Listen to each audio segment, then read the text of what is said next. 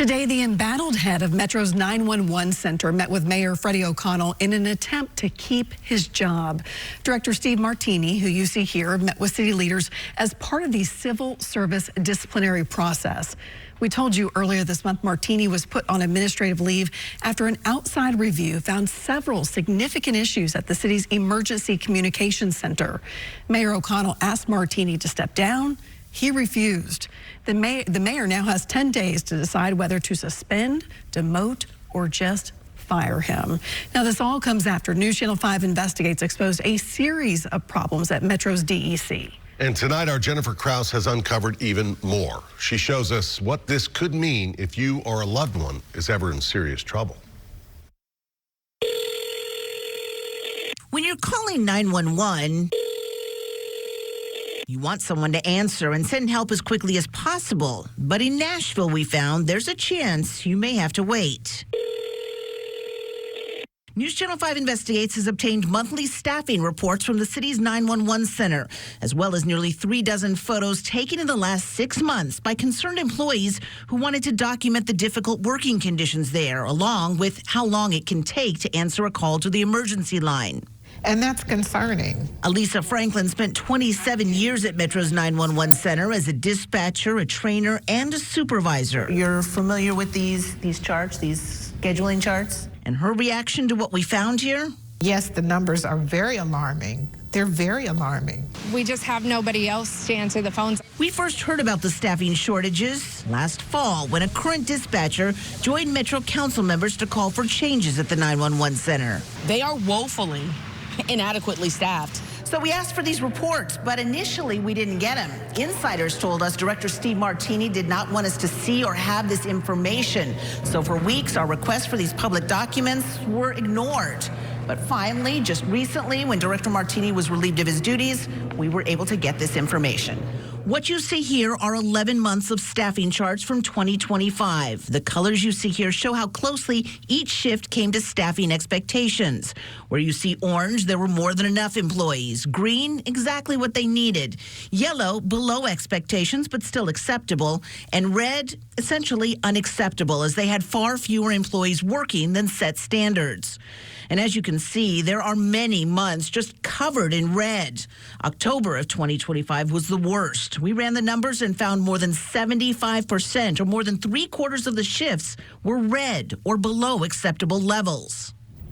There's not enough people on the phones to answer these calls. But as Elisa Franklin explained to us, when you see on these charts, as we did, multiple shifts, including busy weekend nights, when they should have had, say, 29 employees working and there were only 17, of those 17, some were working the police radios, others the fire radios, leaving a much smaller number to actually answer the emergency and non-emergency lines, with sometimes just 2 or 3 call takers handling all the 911 calls. Is that enough people to be answering 911 calls on a busy Saturday night? It's not. It honestly is not.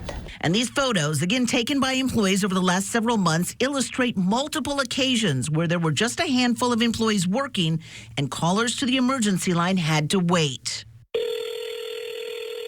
Just 3 months ago, on October 4th of last year, a Saturday night, staffing levels were below what they should have been. And this photo shows that there were just 3 people answering 911 calls.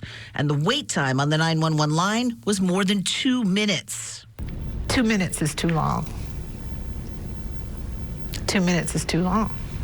This doesn't concern you, though? It absolutely concerns me, but it concerned me even more years ago. Mayor Freddie O'Connell insisted that things are getting better at the 911 center, and in the mayor's words, continue to meet our standards.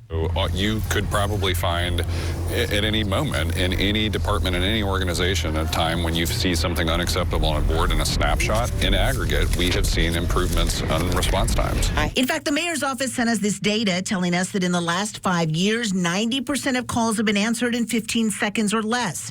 And last year, nearly 94%. 90% were, despite all of this red. The mayor told us he'd never seen these charts, though, and Martini had never mentioned there was a problem with staffing. But he never shared this with you. No. Just that stress of call after call after call. But Elisa Franklin and those who are still working at the 911 center tell us most calls are answered quickly, not because they have the staffing, but because those who are working are pressured to work faster and answer more calls, which is why she says so many here burn out and there's so much turnover. So you want to do the best that you can to help everybody, but there's only so much that you can do with the amount of people that you have working. And sometimes they say they do all they can, and it's still not enough. Jennifer Kraus, News Channel 5 investigates. And late today, Jennifer was able to get the staffing reports for December and January so far. Last month was another tough one, with nearly 70% of the shifts in the red. January seems to be off to a slightly better start with higher staffing levels earlier in the day, but still a lot of the evening and night shifts without the needed number of employees.